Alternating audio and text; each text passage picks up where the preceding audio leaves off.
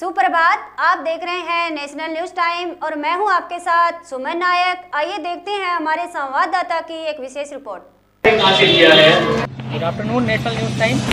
मैं Mohammad Sameer Ansari, crime reporter हूँ national news time, powered by एगो मंथन न्यूज़पेपर। देखिए, आज हम आए हैं नारीशाला हिंदू सेवा निकेतन, जो कि अशोका कॉलोनी मानपुरा में स्थित है। यहाँ पे नारीशाला संत कंवर राम दास मिशन के तहत ये नारीशाला जो है, यहाँ पे नारियों के उत्थान के लिए क्या क्या कार्य किए जाते हैं और क्या क्या उनको यहाँ से फ़ायदा मिलता है, ये हम आगे अंदर पूछेंगे। आइए देखिए, सबसे पहले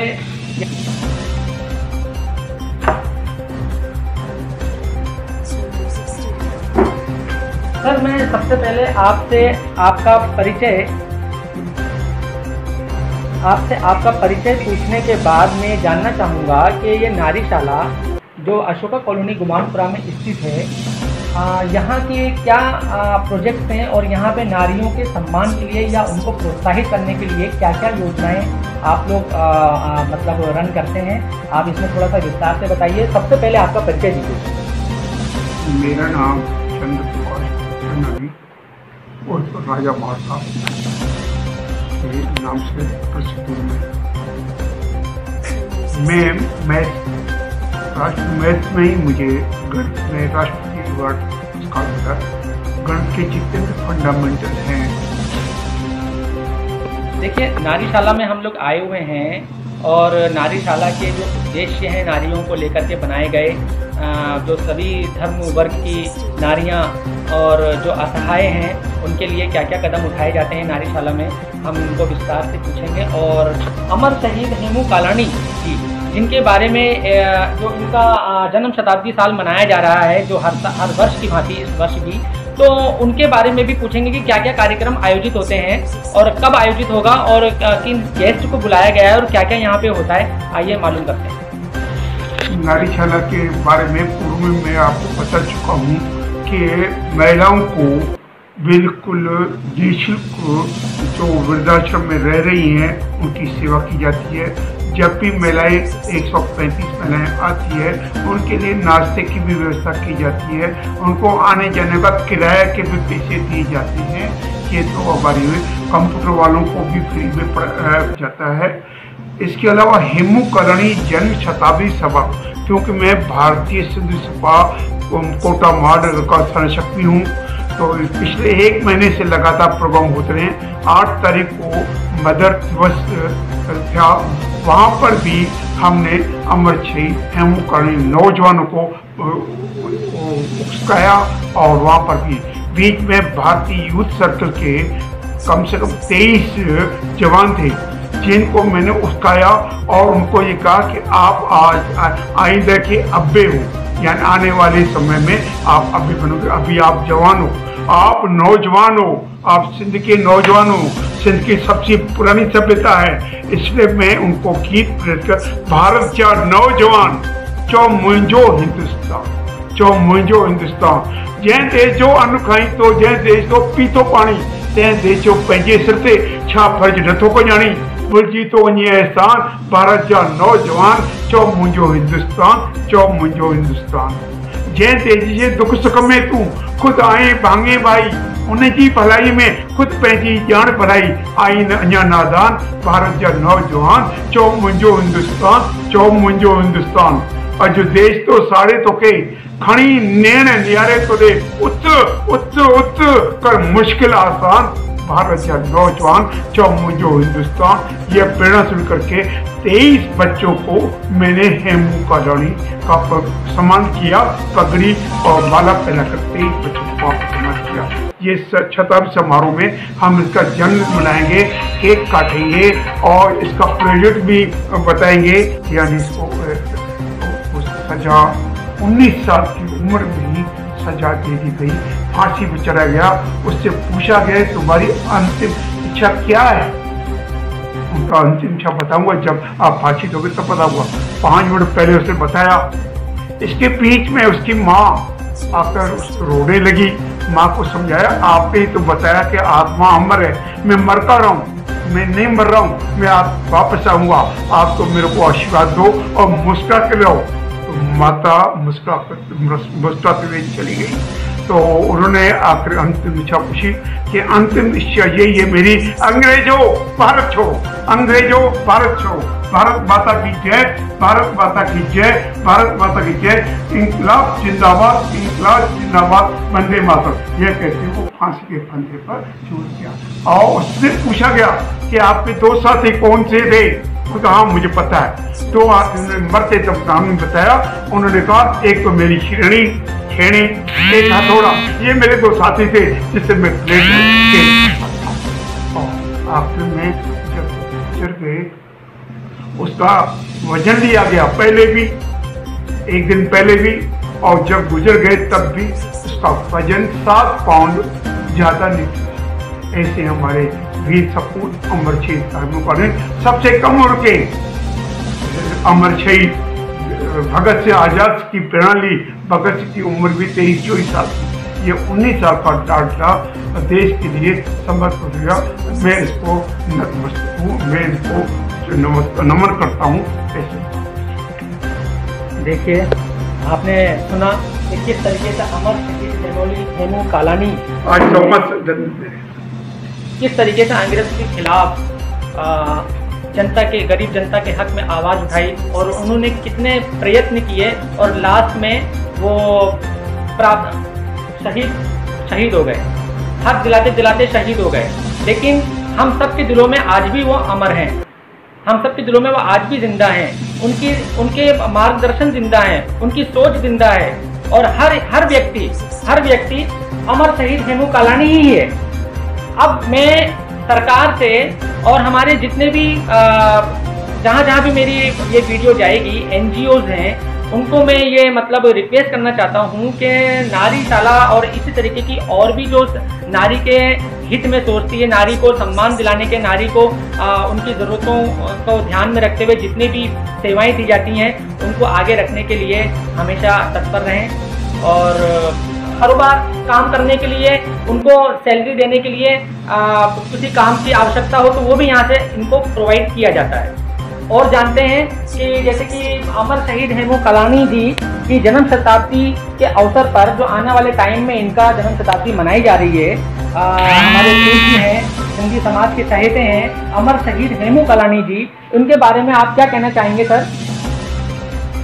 सवाल ये, नारीशाला नाम क्यों पड़ा? सबसे पहले हमने नारियों को पोशाक बनाने के लिए मेहनत करने के लिए यहाँ पर सिंधी पापड़, कच्ची, वो सब बनाते थे। लेकिन उसके बाद जो गरीब महिलाओं की जांच होती है, उसकी जांच होती है, कार्ड बने हुए हैं हमारे और हर साल में जांच होती है। अगर गलत आदमी के पास जाता है तो उसको बंद कर दिया जाता है, नावों को लिया जाता है। जहाँ तक बात यह है कि ये यहाँ पर केवल नारीशाला ही नहीं, सिंधु सेवा निकेतन वृद्धाश्रम भी है।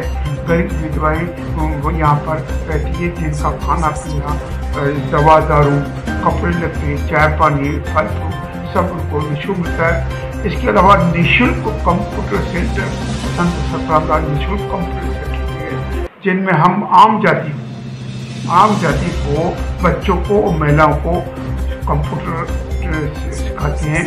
जबकि हम टीचर लोगों को पैसे देते हैं, उनसे 1 रुपया भी नहीं लेते और कुछ सिखा करके प्रमाण पत्र दिए। यहाँ तक कि मैं 1995 से इस संस्था में निवृत्त सचिव के पद पर रह चुका हूँ, जिम्मेदारी मिल चुकी है।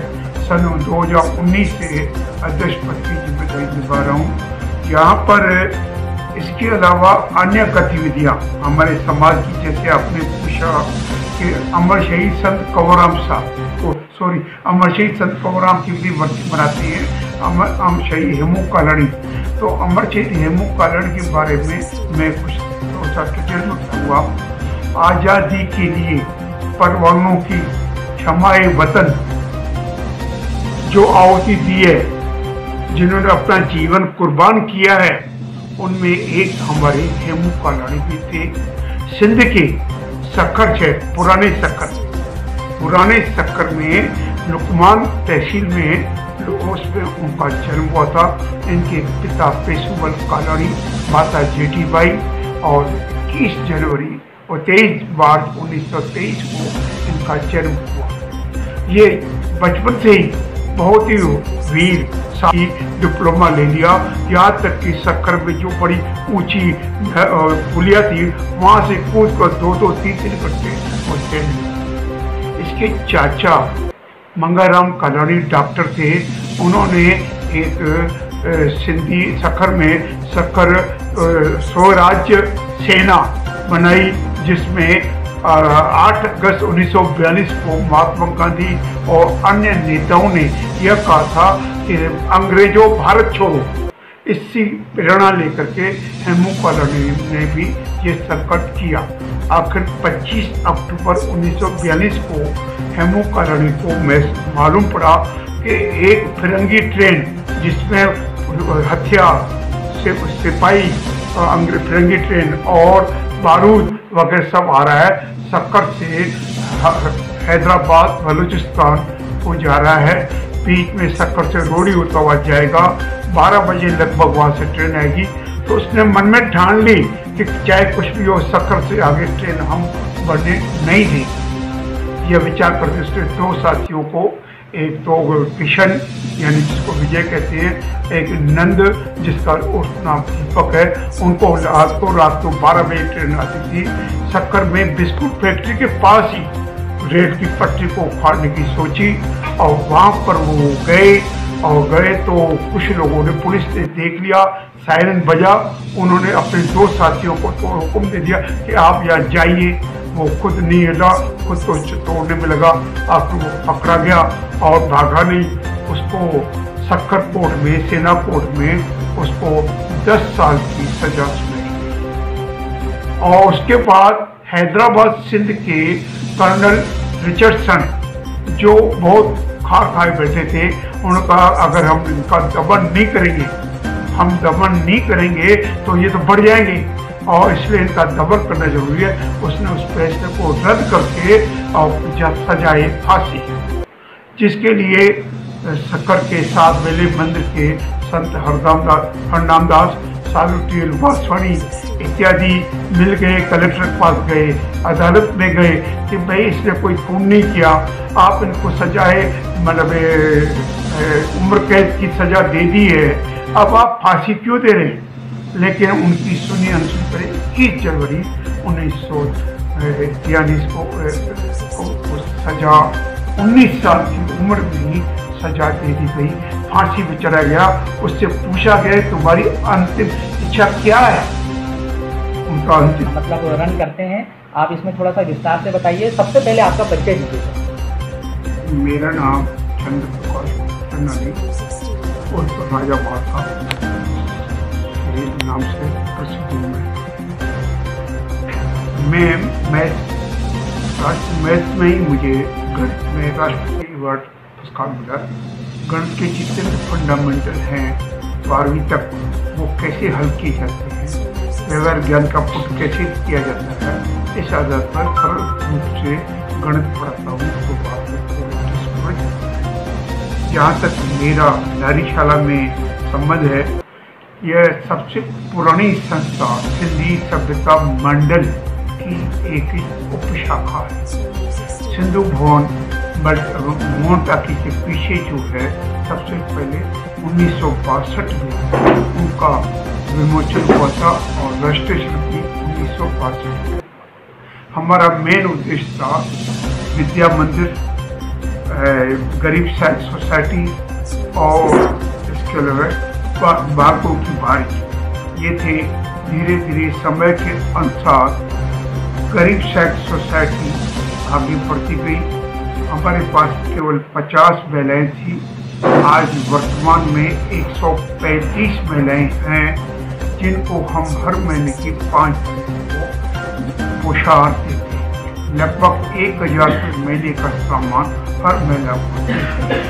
तो सर मैं ये जानना चाहूँगा कि ये सिंधी समाज की महिलाओं के लिए ही आप ऐसा करते हैं या और धर्म की महिलाएं जो हमारी माताएं बहनें हैं और जो इस योजना के पात्र हैं उनके लिए भी आप ऐसा कदम उठाते हैं, बताइए सर।